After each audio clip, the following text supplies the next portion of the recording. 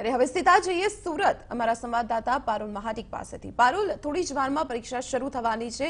ધોરણ 10 નું પ્રથમ પેપર આજે શરૂ થશે। કયા પ્રકારનું સંચાલન જોવા મળી રહ્યું છે? કોઈ ગેરરીતિનો અવકાશ ન રહે તેને લઈને કયા પ્રકારની વ્યવસ્થા?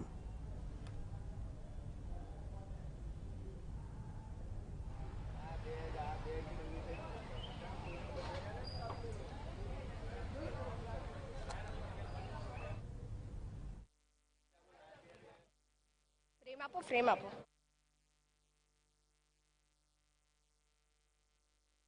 राज्यभर सहित आज सूरत में 1,66,000 જેટલા વિદ્યાર્થીઓ પરીક્ષા આપવાના છે, પરંતુ સુરતનો જે માહોલ છે થોડો અલગ છે, કારણ કે સુરતની પ્રભાત તારા વિદ્યાલયના 54 જેટલા વિદ્યાર્થીઓ છે એ પરીક્ષાથી વંચિત રહેવાના છે। 1998 થી આ શાળા શરૂ કરવામાં આવી હતી, પરંતુ જે બોર્ડના નિયમોને આધીન જે વર્ગખંડો હોવા જોઈએ તે વર્ગખંડ ન હોવાને કારણે બોર્ડ દ્વારા આ સ્કૂલની માન્યતા 2016 થી જ રદ કરી દેવામાં આવી હતી।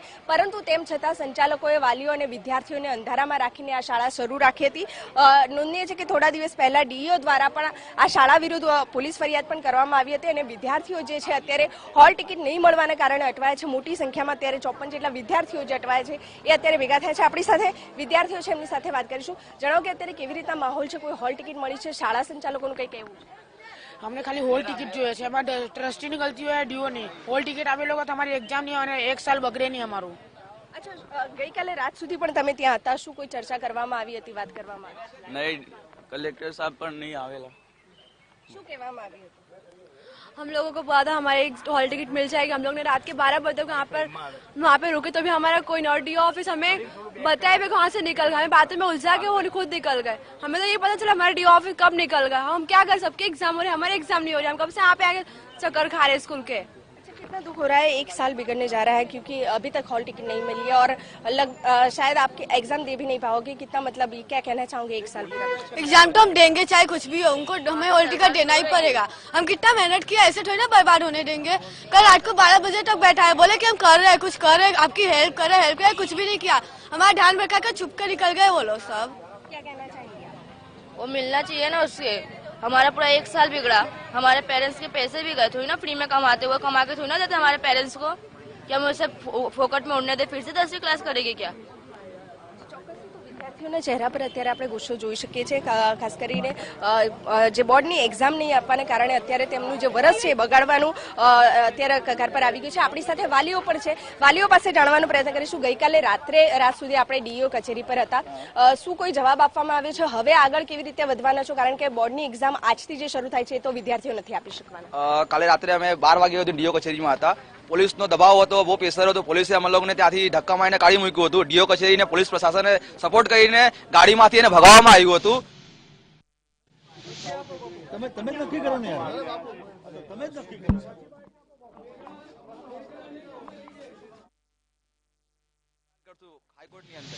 અત્યાર સુધી આ શાળાની માન્યતા રદ હતી, વાલીઓને અંધારામાં રાખવામાં આવ્યા હતા, કંઈ કહેવામાં આવ્યું હતું કે આ શાળા લાયક નથી? ના, હું પોતે આ પ્રભાત સ્કૂલનો શિક્ષક છું। મને પણ અંધારામાં મૂકવામાં આવ્યું હતું। મને એમ કહેવામાં આવ્યું હતું, 1 મહિનાના પહેલા જ કહેવામાં આવ્યું હતું કે બોર્ડનું ફોર્મ ભરાઈ ગયા છે। આ છેતરપિંડી મારા સાથે થઈ છે અને જેટલા પણ પેરેન્ટ્સો છે એ મારા પાસે આવ્યા અને કહેતા હતા સર ફોર્મ ભરાઈ ગયું છે। છોકરાઓ પણ હતાશ થઈ ગયા। જ્યારે હોલ ટિકિટ આવી અમારા બીજા બધા સ્કૂલમાં, ત્યારે અમને જાણ પડી કે અમે ફોર્મ ભરાયું નહીં। અને અંકિત સર આપણે વારંવાર અમને છેતરપિંડી કરતા હતા, કહેતા હતા આજે ફોર્મ ભરાઈ જશે, આજે ફોર્મ ભરાઈ જશે। એટલા માટે આજે આ એવું ઇસ્યુ આવી ગયું છે કે લોકલ એમએલએ પાસે ગયા હતા। અમે લોકલ એમએલએ કીધું હતું કે તમારું ફોર્મ ભરાઈ જશે, તમે જઈને ઘરે આરામ કરો, ગાંધીનગર આવવાની કોઈ જરૂર નથી। અમે અંકિત સર પાસે ગયા, ડીઓ પાસે ગયા, બધા જ એવું કહેવામાં આવે છે કે આ તમારું ફોર્મ હવે કંઈ થશે નહીં। હાઈકોર્ટમાં જે મેટર આવી ગઈ છે, પરંતુ આમાં છોકરાનું શું વાંક છે? જે પ્રશાસનની જે પણ કાયદો કાનૂન છે જે કરવાનું, અગર અમને જાણ હતી, અગર ડીઓ કચેરી કહેતા હતા કે 2 વર્ષ પહેલા તમારી સરકારી માન્યતા રદ થઈ ગઈ છે, બહાર નોટિસ પાડવામાં આવતી, કોઈ પણ રીતે જાણ કરવામાં આવતી અમને। 2 વાર ડીઓ કચેરીવાળા માણસો આવી ગયા મારા સામે। જ્યારે હું ભણાવતો હતો ત્યારે ડીઓ કચેરીવાળા માણસ અહીંયા આવી ગયા અને મને પોતે કીધું કેવું ચાલે છે સ્કૂલ। અને આજે એ લોકો એવું કહેવા માંગે છે તમારી સ્કૂલ તો બંધ હતી, રદ હતી। અગર અમને જાણ હતી તો અહીંયા એડમિશન નહીં ચાલુ હતી। હું પોતે, મારો ભાઈ અહીંયા આ સ્કૂલમાં ભણે છે।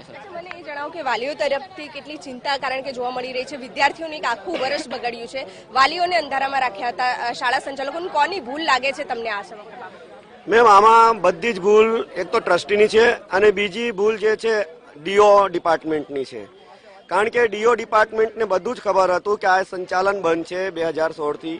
એમણે કાયદેસર અહીં સ્કૂલના કેમ્પસમાં એક બોર્ડ મારવો જોઈતો હતો કે આ સ્કૂલ બંધ થઈ ગઈ છે, જે પણ વાલી અહીં એડમિશન લે છે એ પોતાના રિસ્ક પર લેશે. પરંતુ એવું કોઈ પણ અમને પણ જાણ નથી થઈ, અમારા વિદ્યાર્થીઓને, અમારા ભાઈ મિત્રોને અથવા અમારા જે પણ બાળકો છે એમને પણ કોઈ જાણ નથી. ઇવન છેલ્લે દિવસ સુધી અમારો જે ટ્રસ્ટી અંકિત સિંહ છે એણે એમ કીધું કે હોલ ટિકિટ આવી જશે, તમે ધીરજ રાખો, હોલ ટિકિટ આવી જશે, તમે ધીરજ રાખો, પણ એવું કશું આવ્યું નહીં. અને આજે છેલ્લી ઘડીએ ડીઓ સાહેબ અમારી સાથે 11:30 વાગે બંધ કમરામાં રહ્યા, પોલીસ પ્રોટેક્શનમાં રહ્યા, અને છેલ્લે જે છે પોલીસ અમને બહેનોને ભાઈઓને ધક્કો મારીને કાઢી મૂકી અને તે ત્યાંથી ફરાર થઈ ગયા. દીપાલી, આપણે કહી શકાય કે અત્યારે વાલીઓને જે વિદ્યાર્થીઓ છે ડીઈઓને જવાબદાર માની રહ્યા છે, સરકારને જવાબ માની રહ્યા છે, સંચાલકોને જવાબદાર માની રહ્યા છે, કારણ કે તેમની ભૂલને કારણે આજે જે છે વિદ્યાર્થીઓનો મરો થયો છે. તેઓ પોતે જે છે પોતાના કેરિયર માટે ખૂબ જ અગત્યની ગણી શકાય એવી એક્ઝામ આ વર્ષે અપાવી શકશે નહીં. જોકે હવે આ જે વાલીઓ દ્વારા છે એમના દ્વારા એક પિટિશન દાખલ કરીને વિદ્યાર્થીઓ આગળ જૂનમાં રિપીટર સાથે એક્ઝામ આપી શકશે કે નહીં, અથવા તો કેવી રીતે એમાં આગળ વધી શકાય તે માટે વકીલની મદદ લઈને આગળ વધવા જઈ રહ્યા છે.